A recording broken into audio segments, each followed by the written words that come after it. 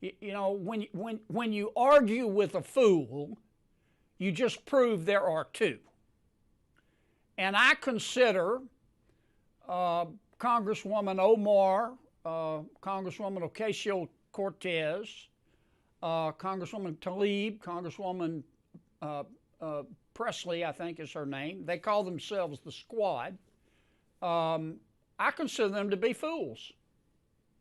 They hate America. They think America was wicked in its origins. Ladies and gentlemen, this right here is what happens when common sense finally shows up to a Democrat circus. Senator John Kennedy just walked in with receipts, a backbone, and zero patience for nonsense. From torching the Squad's America-hating rhetoric to absolutely body-slamming Governor Tim Walz's "I didn't know" excuse, this was political carnage in real time. If you're tired of soft politicians and even softer leadership, smash that like button, subscribe, and buckle up. Let's watch the full clip before I give you the full breakdown. In fact, one of the lawyers representing one of the thieves in this case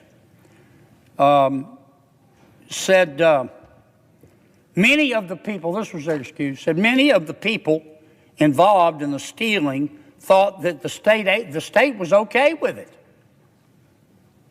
That's what he said. Here's his quote. No one was doing anything about the red flags.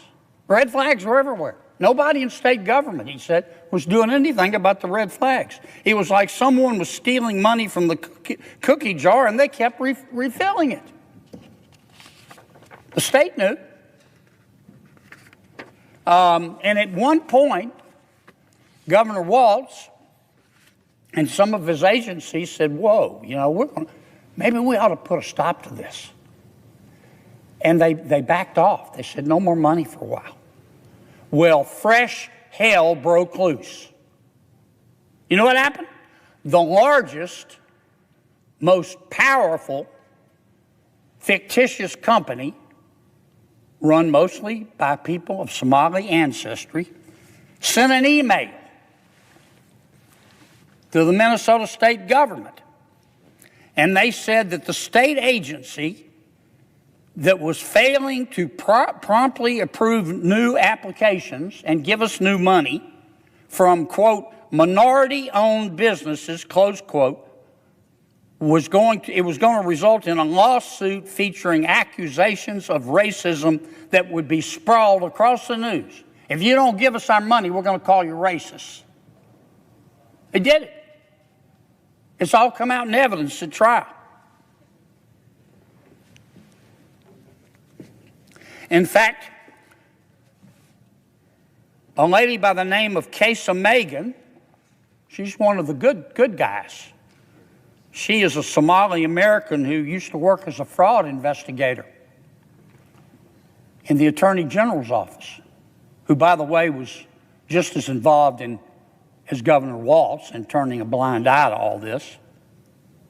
She says, and she said it in the newspaper, she said that elected officials, and particularly those who are part of the state's Democratic-led administration, were reluctant to take more assertive action in response to the allegations. Why? Here's her quote. There is a perception that forcefully tackling this issue might cause political backlash from the Somali community, which is a core voting bloc for Democrats.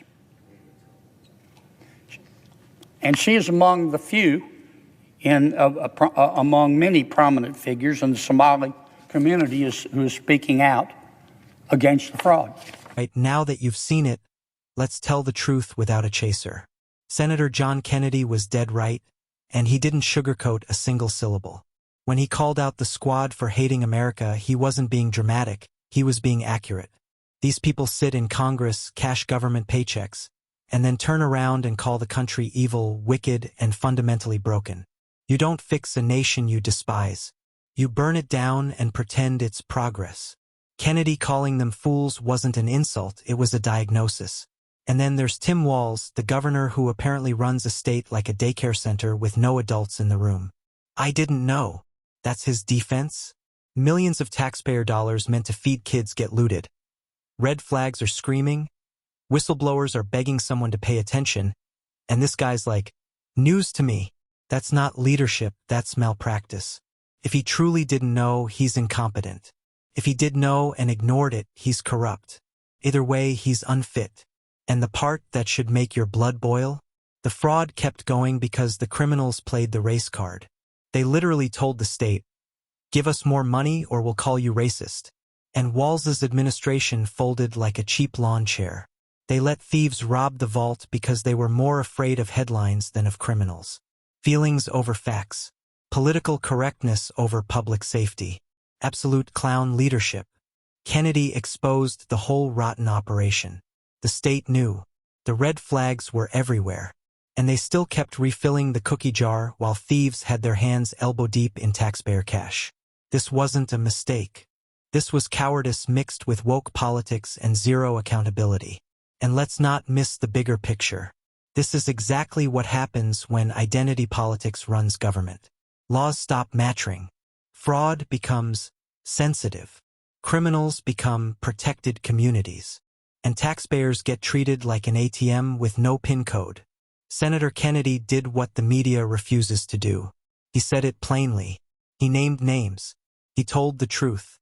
And that's why they hate him. We need 100 more like him and 0 more like Tim Walz. Because America can't survive leadership this weak, this scared, and this morally bankrupt.